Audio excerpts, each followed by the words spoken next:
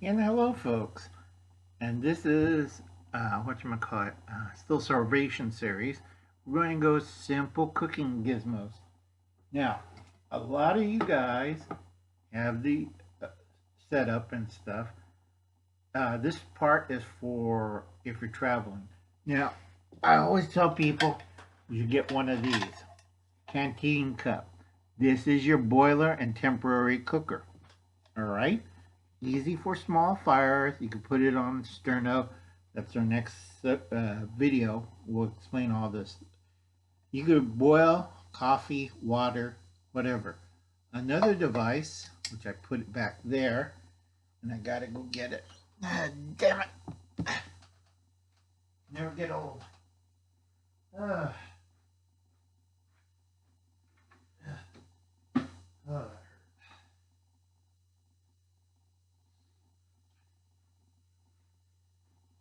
uh, see vest right there.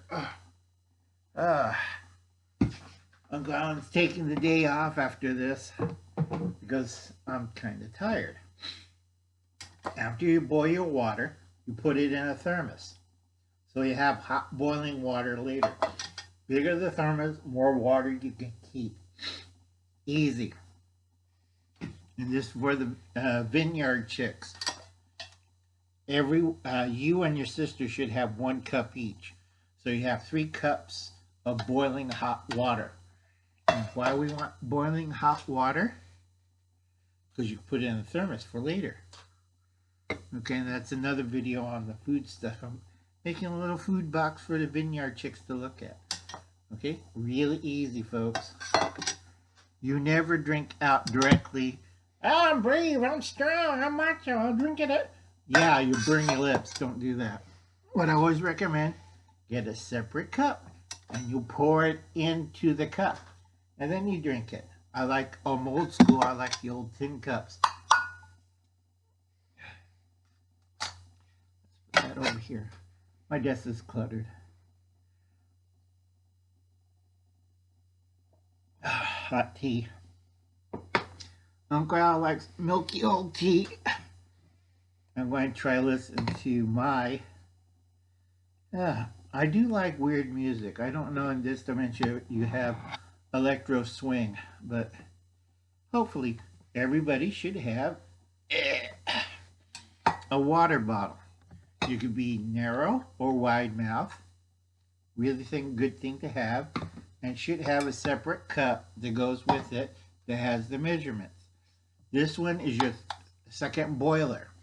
If you're cooking using the big boiler, this one will hold whatever you put in there, and you could use it for oatmeal or for soups or for anything. And that one, and you keep it warm near the fire. Or if you make a hot drink and you want to share it with a friend, you could do it like this. So you have 2 with handles, and afterwards it goes right there. In case you lose the main boiler, you have a smaller boiler. Now, the reason why I say this, because a lot of people, they don't think ahead. They think, I only need a canteen cup and a tin cup and I'm fine. No, that's wrong. Okay, you want to double up on everything. Easy as pie. On the thermos, if you're traveling, this is the ideal size. If you're at home, get the biggest one you can get. All right, go look at old school prepper Martha when her power went off. Okay, another thing I tell a lot of people, you want to get a pot holder. This one, it cost me 99 cents at a thrift store. So you hold your pot, doesn't have a handle, clamp it on, and you got another handle. Okay? Now, big thing with this, the old meat can, a lot of people didn't understand when it came out. Originally, it did not have this groove. Okay, that was during World War II, because it was back then. It was actually 2 canteen halves, and this is the modern version of the canteen half. Now, nice thing is you put a piece of wood right here, and it'll act like a frying pan, but it's not a frying pan because it was never designed for that. You can reheat food in there. You could boil some water. You could lightly fry or saute certain things because Uncle Alan's cook. It was never designed for heavy cooking. Okay? Basically, it was a meal unit. We copied this from the British, who copied it from the Romans, copied it, I forgot what tribe. I think it was Iberians. But originally, it was designed like this. Okay? Your sides, bread portion, fruit portion, or a stewed portion. And then you have your main entree right here. And it hold it up like this so you get grub. And when you sit down, it sits flat in the field. And you have, whoops, can't do it too good. I don't have good cameras here. So it sits flat. So you have your main meal, starch, vegetables, gravy. You have your bread portion and you have some kind of side dish. And like I said, very simple unit. Lasted over, I think, 50 years, and they went to the MREs. Problem with these is a lot of people misunderstood it. They don't know how to take care of it. They think they do things. There are tricks you can do with the meat can. You could bake in it. That's not a problem. Every field soldier worth his weight knew how to bake out of these or cook out of these. But the trouble is, they weren't designed for that. The earlier meat cans that didn't have the groove, you could do it. These ones, you have to be really careful and know what you're doing. Okay? So if you have that, you want some kind of cooking pot. Now, if you're backpacking, I go with this. The lid doubles as a fry pan. And this is your stew pot. Okay, now a lot of self-contained units. All right, this is a good one. Have these, a stew pot that size. And I've seen it, it's like, no, that's garbage, throw it away, it's a toy. This is a real stew pot. And you can cover it, like so, and put it over the fire. And then you take that off fairly easy. Now, myself, some cheapos, also clumsy as hell. Put that over there.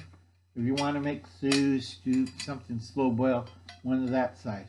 I do have a custom made size that holds about 2 quarts that I put away. Or you can grab something from the kitchen. Now I don't do the 8-inch fry pan because I find out a 10-inch does better. And that's custom steel. I don't have it right now because my nephews took it. And it's one of my expensive chef ones. You could get a chef designed 1-quart boiler with a real lid. Just scrape the coals. Never put it in a flaming fire. I've seen too many idiots do that. That's not cooking. That's destroying your cookware. This is a heavy base. See that? That's a heavy base. Solid. Okay? See that? So you put it over the coals and it will cook. Alright, 1 quart. And then you have your lid. I will take this into the field over a fry pan. Because I'll make coffee, hot water, fry small things in a small amount of oil. But I would not take a fry pan unless it's a base camp. Now I have a different setup for a base camp. Totally different. And then everybody, for lightweight, these forks, chopsticks. I'm old school. I raid the kitchen drawer. Okay? But it's away. So what? I'm old school. I'm used to this. Okay? I'll get a knife from the kitchen drawer. A teaspoon. That's why I should lie in bed. A teaspoon to stir in the coffee. Okay. A fork. Not rocket science, folks. You can find all this stuff for $1 at the thrift store. And a large spoon. Now, a lot of armies in World War II just carried a large spoon. Say, wait, what was hanging around the neck? And then you see a lot of dead soldiers with a spoon jabbed into them. Okay, they do sell kits online. Self-contained. Everything's nicely wrapped, fits in a little pouch. But I'm cheap. Okay, not rocket science, folks, and then you get a grill. Easy as pie. Remember, don't cook over an open flame. You want hot coals. Know what kind of wood you're cooking with. Okay, a lot of you don't have practice on it, so I tell a lot of people, go outside, make a weenie roast for the kids. Easy as pie. You got hot dog buns, you have weenies, put weenie on stick, cook the weenie, put it in bun, add mustard, ketchup, whatever you like, relish. I like hot sauce and dyed corn, but that's another video I'm going to show later. So I'll catch you later, folks. You have a nice day now. Bye. And I didn't hit the button.